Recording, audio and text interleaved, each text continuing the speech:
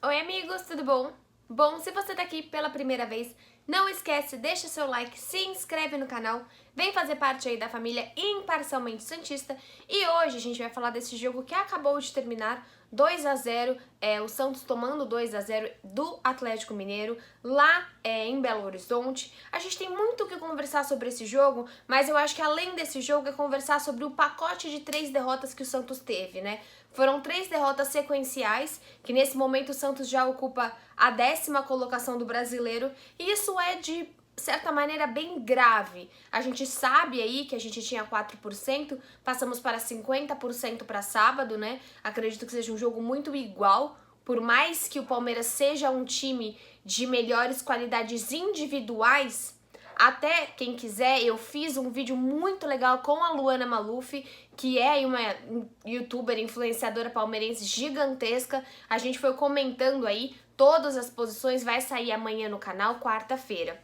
E se você olha esse time do Palmeiras individualmente, colocando lado a lado, ele tem peças melhores. Mas a gente sabe que o coletivo vai ser muito no erro. Quem errar menos ganha sábado. E se a gente olha essas 3 partidas do Santos, o Santos cometeu muitos erros, mas eu vi uma evolução. Eu acho que a gente pode comparar principalmente esse jogo ao jogo do Fortaleza, que tem uma formação parecida, e ver algum tipo de evolução e algum tipo de mais do mesmo. Vocês sabem aqui que eu não sou o tipo de canal que gosta de ficar falando mal dos jogadores ou expondo tipos de crítica muito ofensivas, mas eu acho que vocês vão concordar comigo que tem certos jogadores dentro do Santos que a gente não enxerga mais um espaço para eles. Eu acho, por exemplo, como a gente tinha o Yuri Alberto, que era um jogador de qualidade, mas não tinha mais espaço no Santos. Quer dizer que o jogador é ruim? Não, o jogador está fazendo gols pra caramba no Internacional. Quer dizer que nesse elenco do Santos não tá fazendo sentido. Dentro desse pacote de jogadores que talvez não façam mais sentido para o Santos e que agora, nessa transição do Rueda, a gente possa rever contratos, eu colocaria o Giamota, eu colocaria o Arthur Gomes, eu colocaria o Luiz Felipe e, infelizmente, eu colocaria o Thailson. Eu acho que esses 4 jogadores já tiveram inúmeras chances dentro do Santos e não consigo ver tanta evolução.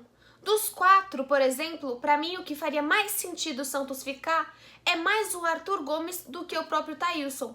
O Thailson, pra mim, acho que ele fez um jogo bom na estreia dele e depois, por exemplo, esse jogo, o jogo contra o Fortaleza, não foi bem. Ele é mais do mesmo. Ele parece um jogador que não consegue criar jogadas, né? O Arthur Gomes diferente. O Arthur Gomes teve aquela criação de jogada no primeiro tempo contra o São Paulo e hoje já foi um pouco melhor.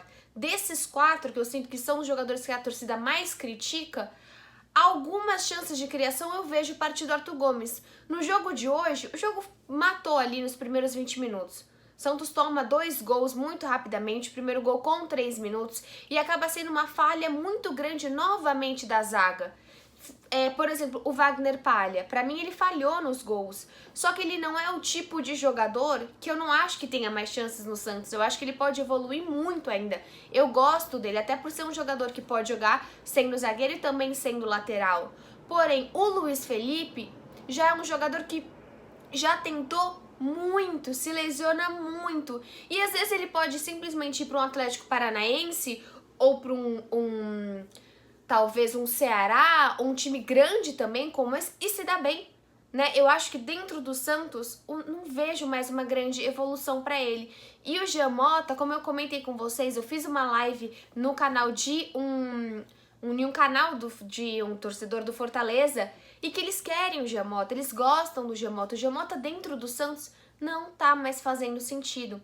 E eu acho que essas 4 peças acabam deixando lenta a evolução de alguns meninos. Por exemplo, hoje, se a gente for... Até eu que dei as notas hoje no Diário do Peixe, então tenho mais uma ideia. O Madison foi melhor do que contra o jogo contra o Fortaleza, mas eu ainda espero muito mais do Madison. O Madison teve aquela jogada, aquele cruzamento pro Bruno Marques e foi isso. Eu acho que ele é um jogador que eu enxergo potencial e ele pode ajudar mais esse time. Voltando um pouquinho aí que eu pulei o goleiro, eu acho que desde que o João voltou da recuperação, ele não está tão bem. Eu não me surpreenderia totalmente, me surpreenderia um pouco se ele colocasse o João Paulo no gol. Porque o João Paulo fez jogos mais seguros após a Covid, né? Porque ele também já pegou a doença, o vírus no caso. E o John já, nesses jogos que o Cuca colocou, ele não foi tão seguro. Se você vê, o John não precisou fazer uma grandíssima defesa. O Atlético fez os seus gols e com algumas alterações do Cuca, principalmente ali no meio de campo, talvez com a entrada do Tim, conseguiu segurar o Atlético Mineiro. Então eu acho que assim, tem uma sensação que o John não está 100%. Claro que aí a gente espera que até sábado ele fique. A dupla de zaga aí, o Luiz Felipe eu já comentei, o Laércio pra mim é um jogador que já que comprou, vai ter que utilizar. Já que se investiu nele e ele é ali, na teoria, o sucessor do Veríssimo, vai ter que ser utilizado. Mas pra mim, ainda não fez uma partida excelente, né? Eu acho que, por exemplo, a gente comentando com o Palmeiras, nessa conversa que eu tive com a Luana, ela comentou que pra eles, por exemplo, o Gustavo Gomes é o cara, pode ser o batedor de pênalti deles.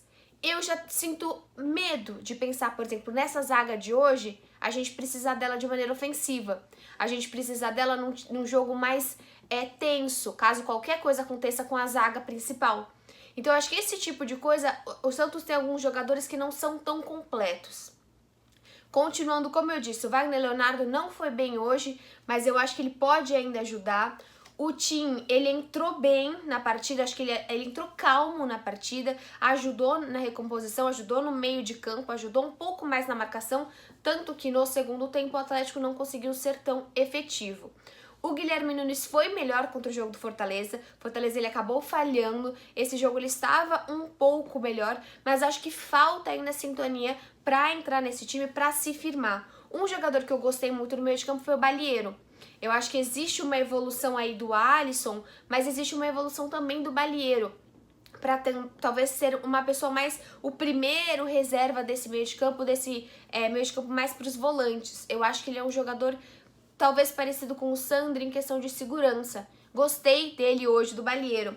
E aí o Giamotto eu já comentei. O Lucas Lourenço, minha única questão com ele é, diferente do Thailson, não acho que eu não tô cansada de Lucas Lourenço, eu acho que eu ainda quero ver mais. Só que, caramba, eu acho que ele fez um jogo como titular entrando desde o começo, mas todo jogo que ele entra é lasqueira. Quase sempre o Santos está atrás do placar. Então eu acho que também é complicado você... Hoje ele entrou com 40 minutos, o que eu posso dizer? Eu acho que ele tá entrando menos afobado, mas ele não entra em jogos que ele tem grande oportunidade, em jogos que estão um pouco mais calmos. Ele não está preparado para entrar na final, a gente sabe disso. Mas também porque ele vem entrando numa sequência de partidas que normalmente o Santos está atrás do placar e já com uma notável... dá pra ver que não tem como virar esse jogo.